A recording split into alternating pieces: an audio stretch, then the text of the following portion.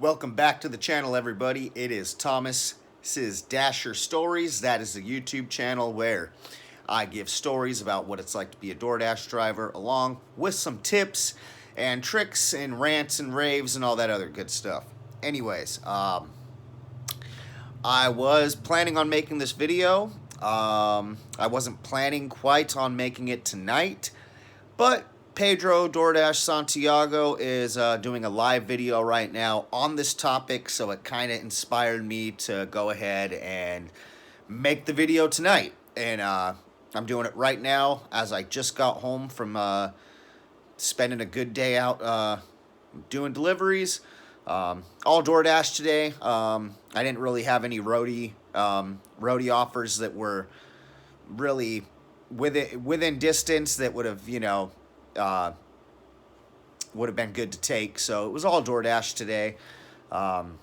Just got home. Like I said, Pedro DoorDash Santiago is doing a live video on this topic right now. So if you want to head over to that, check it out. My video's not even going to be uploaded for probably another 20 minutes or so.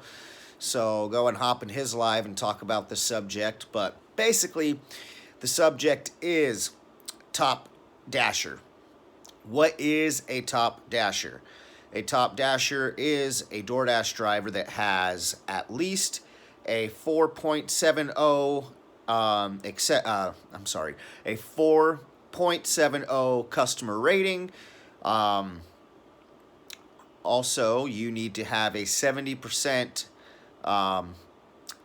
acceptance rate, a 95% completion rate, and you have to have at least 100 deliveries in the month and 200 lifetime deliveries under your belt. Basically, one of the reasons Top Dasher is so frowned upon in the DoorDash community is that 70% acceptance rate, which means to have that 70% acceptance rate, a lot of people feel you're going to have to take a lot of 225, 325, 425 orders.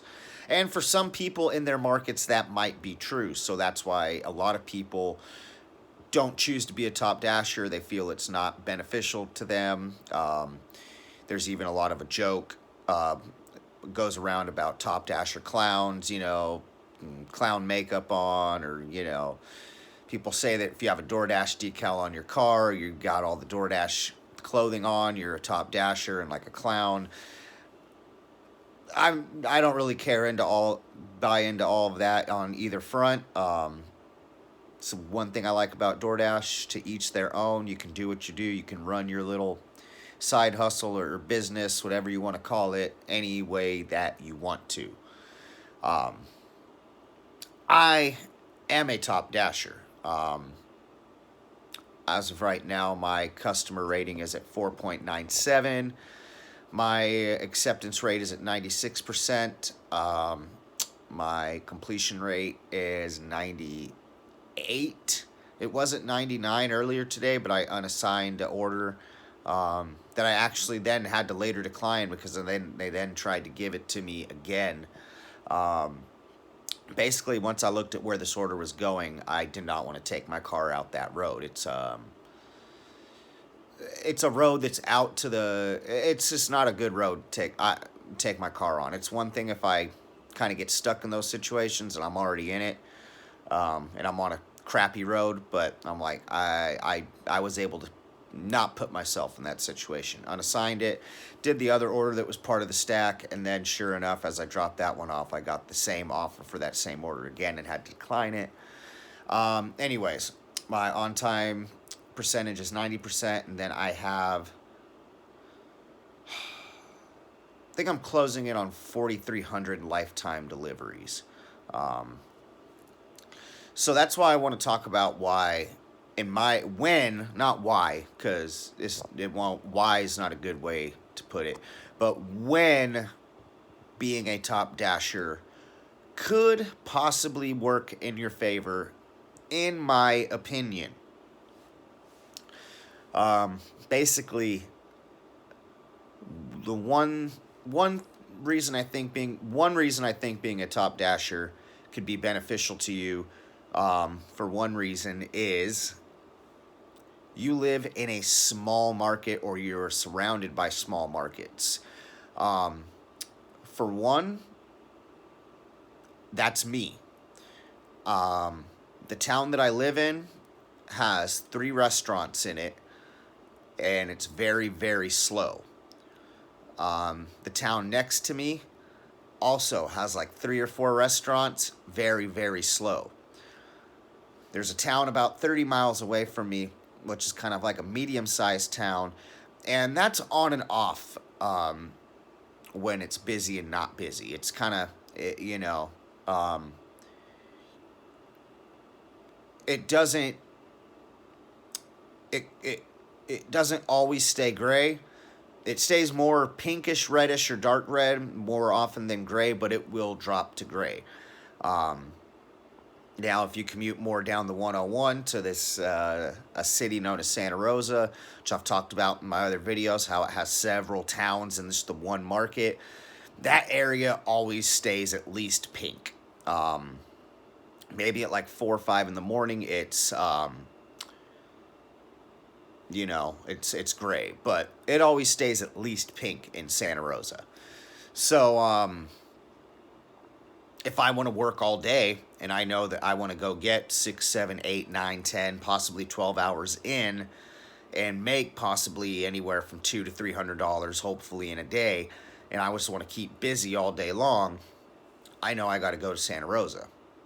Now, if I lived in Santa Rosa, I want to be a top dasher because that area is always red. I can just hop in. I pretty much can always hop in because the area is going to always be active.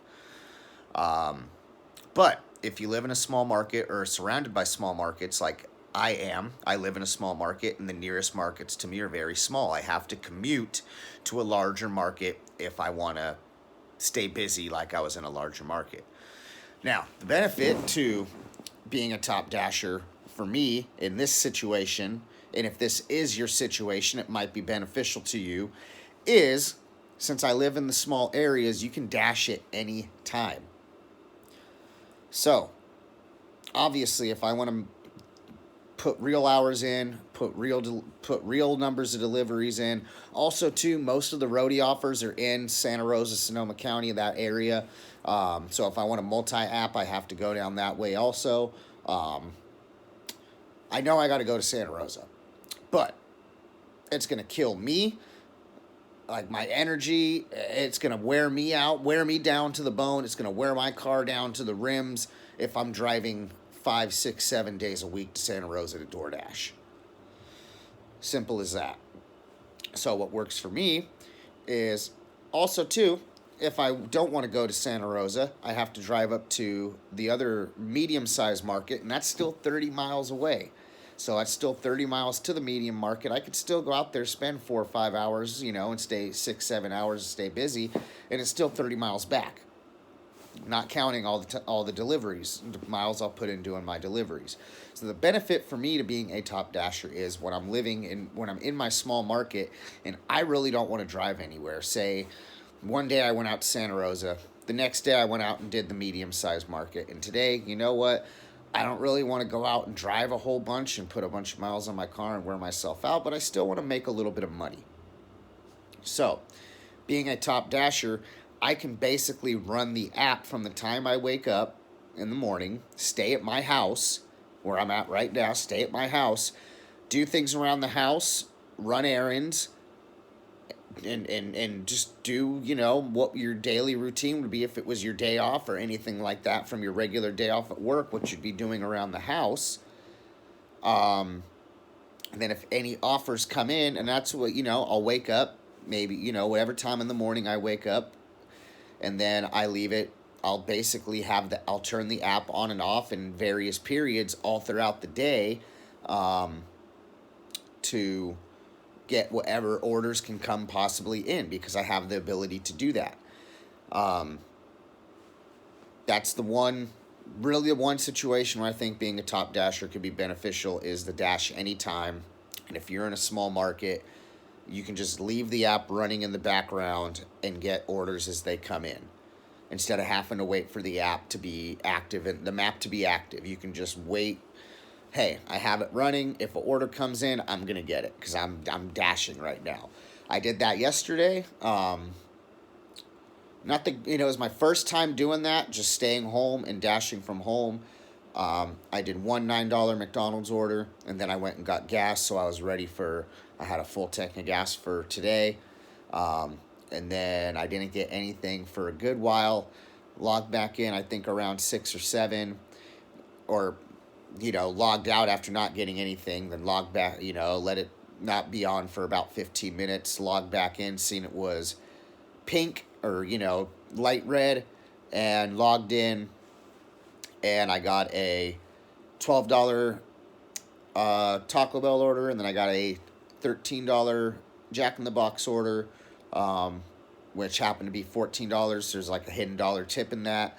I knocked those 2 deliveries out. Then I ran to the grocery store and got myself some groceries. By that point, the sun was setting. I don't dash after dark for really 2 reasons. I can't see worth a crap, and nothing good happens at night. So those are really the 2 reasons I don't dash after dark.